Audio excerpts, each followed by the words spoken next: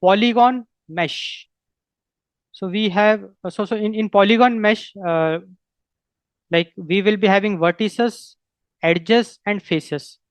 So polygon mesh, the idea is that we will be having vertices like the point cloud.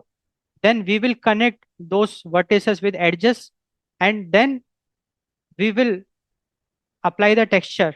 We call it the faces. So that's what will give us the polygon mesh. So vertices are connected by edges to form faces, usually triangles.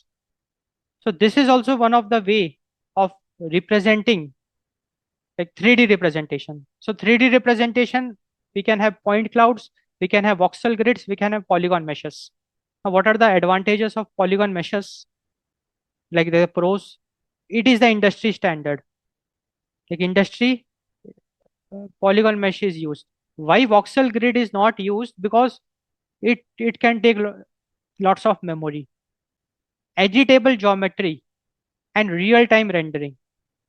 And what are the cons?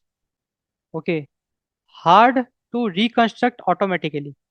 Now, the idea is that polygon mesh, it is like the topology is fixed.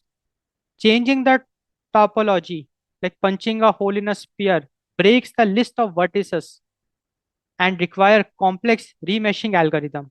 Like we cannot reconstruct it automatically. Any change in the topology, we have to rerun the meshing algorithm. It requires complex optimization and it is not differentiable. So it is difficult for neural training. It's difficult for neural training.